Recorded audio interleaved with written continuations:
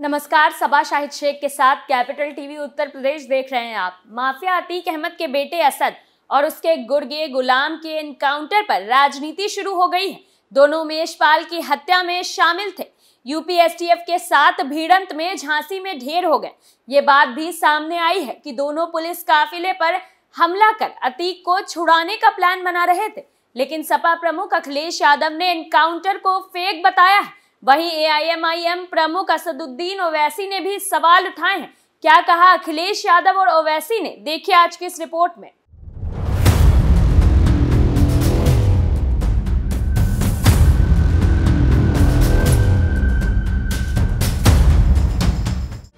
अखिलेश यादव ने ट्वीट कर कहा है, झूठे एनकाउंटर करके बीजेपी सरकार सच्चे मुद्दों से ध्यान भटकाना चाह रही है। भाजपा न्यायालय में विश्वास ही नहीं करते।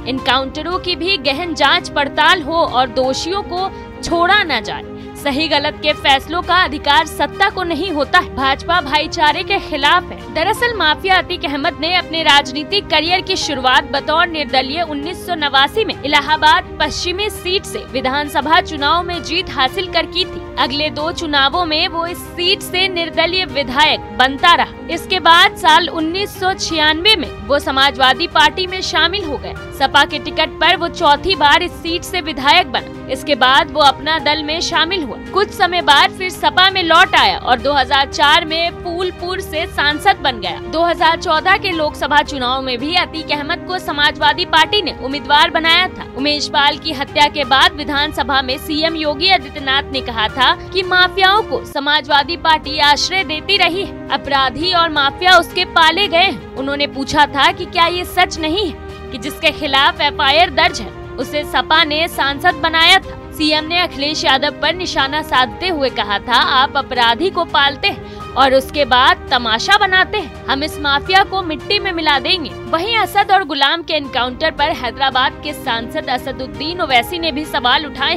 निजामाबाद में उन्होंने कहा कि एनकाउंटर के नाम पर कानून की धज्जियां उड़ाई जा रही है। अगर गोली से इंसाफ करने का ही सरकार ने फैसला कर लिया है तो फिर अदालतों को बंद कर दिया जाना चाहिए। पूरे मामले को मजहबी रंग देते हुए उन्होंने कहा, क्या जुनैद और नसीर को जिसने मारा भाजपा उसका भी एनकाउंटर करवाएगी? नहीं करवाएगी, क्योंकि वो मजहब के नाम पर एनकाउंटर करते हैं।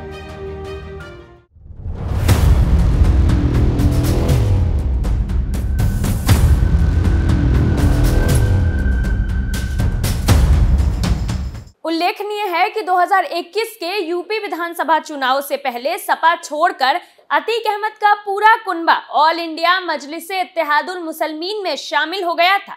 अतीक की बीवी शाइस्ता परवीन और उसका बेटा अली प्रयागराज में ओवैसी की जनसभा में भी नजर आए थे। उमेश पाल की हत्या में शाइस्ता की भी तलाश है। तो खबरों का सिलसिला यूं ही जारी रहेगा। आप बने रहिए कैपिटल टीवी उत्तर प्रदेश के साथ और मुझे यानी कि सबा शाहिद शेख को इजाजत दीजिए। नमस्कार।